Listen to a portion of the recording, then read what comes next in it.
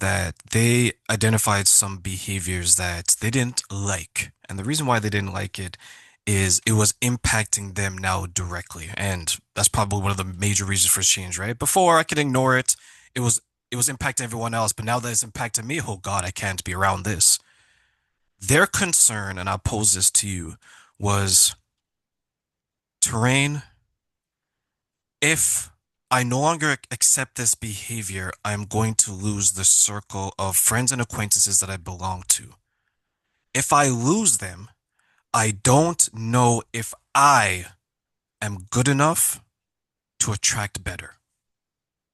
What are your thoughts? Identity, that identity.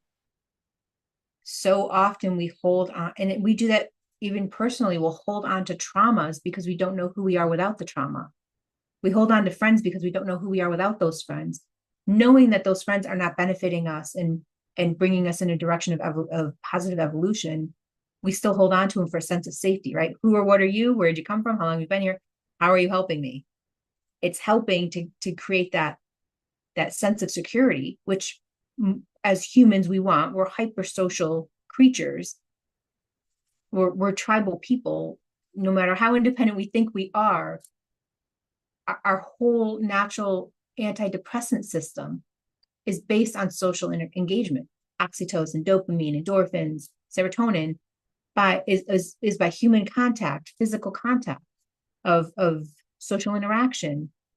So we can pretend that we're super independent and we don't need anybody, but biologically that is a false statement.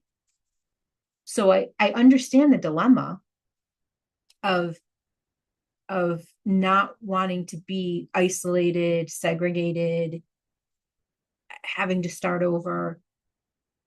But there's always a consequence for not being brave enough to step out of that circle. And that consequence is usually in the form of mental and physical anguish. And the person I shared that they are going through that.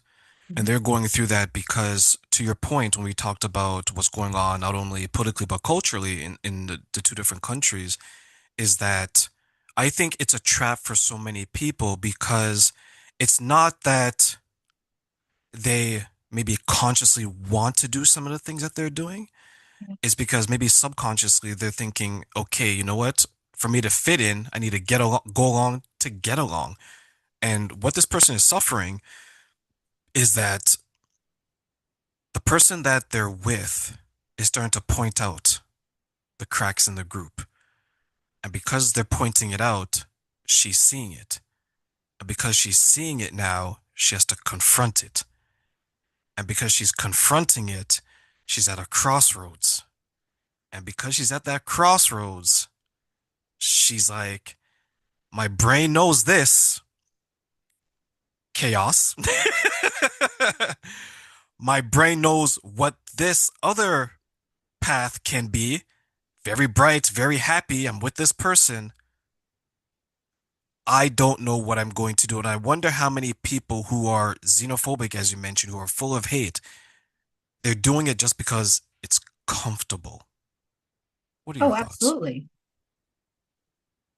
Absolutely.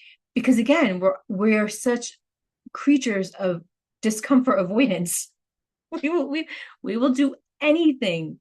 We will when the pandemic hit, I went in as a researcher and I was taking photos of supermarket shelves to see what was being consumed. What were the first things that people grabbed in a state of fear and panic? And there was no physical injury per se. It was all emotional. The uncertainty, shutdown, right?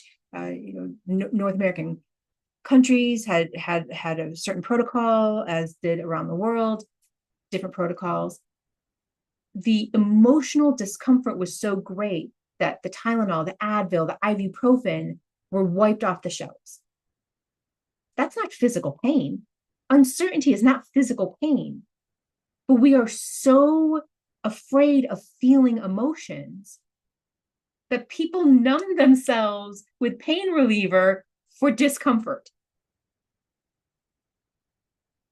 So one of the things that we have to recognize is the cognitive dissonance between what our heart, our mind, our body, our soul want.